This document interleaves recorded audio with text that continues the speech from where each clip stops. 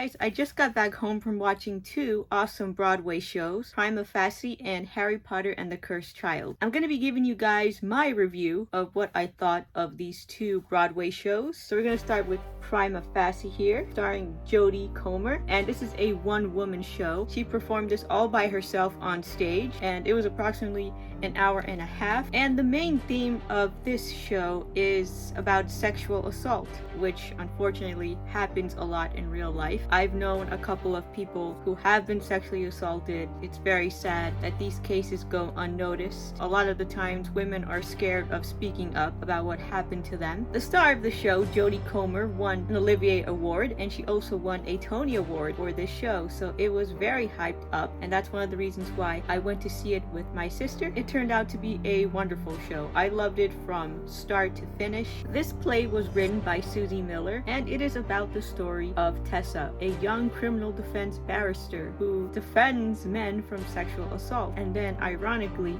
she ends up getting sexually assaulted by a colleague of hers named Julian. That is when she has to step up and she has to speak her truth and win the case against her own sexual assault. So yeah, I thought the story was very powerful, and the way that Jodie Comer lit up the set was amazing. The way that she acted, it's incredible how she could memorize the entire play all by herself in an hour and a half, and she definitely expressed the perils of a woman who is sexually assaulted, because I don't think women would come back the same after experiencing that, because a lot of women experience post-traumatic stress disorder. They blame it all on themselves. The legal system turns a blind eye to sexual assault cases, and they don't take it seriously. The end of the play gives you a sense of hope and optimism that women will eventually fight back against these types of events and win in court, and not turn a blind eye to these kinds of events, because they are very serious. There will be justice for those who were sexually assaulted. I give Prima Facie 10 out of 10. It's a remarkable show from start to finish, and I highly recommend you guys go and see it.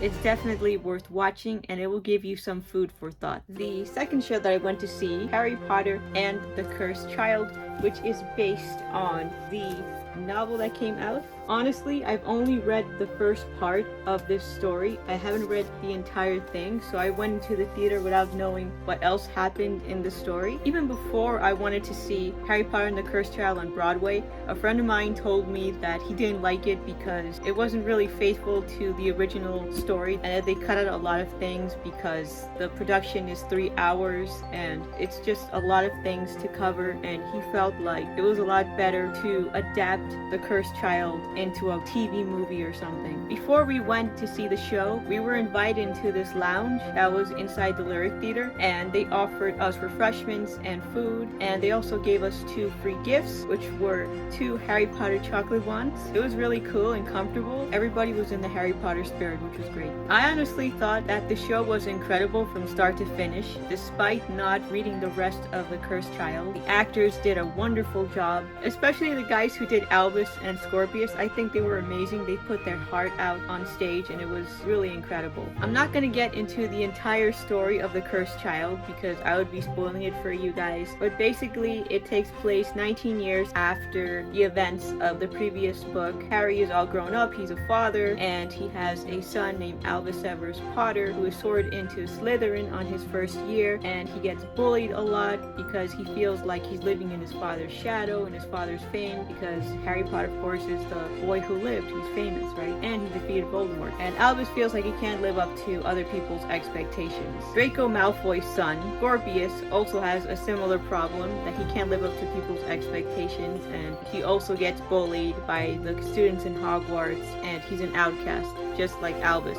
So they both bond together for that reason. And then they meet this girl named Delphi Diggory, who happens to be a very important character later on. The 3 of them decide to do a little bit of troublemaking, and they decide to go back in time using Hermione's time turner and alter the events of the original story just to mess things around. And as a result, it creates an alternate universe where everything is topsy-turvy, where Harry died. He never defeated Lord Voldemort. Lord Voldemort is actually alive in this universe. They actually named a day after him, Happy Lord Voldemort Day. And Snape is alive as well. Hermione and Ron are married. Basically, the dark side is the victor in this alternate reality. So Albus and Scorpius realize their mistake and they decide to go back in time and fix these errors and turn everything back to normal. With the help of the adults, which includes Harry Potter and the rest of his friends, I honestly really enjoyed this play. I really loved the lesson at the end that Albus learns. He learns to appreciate his father, and also Harry himself learns how to become a better father because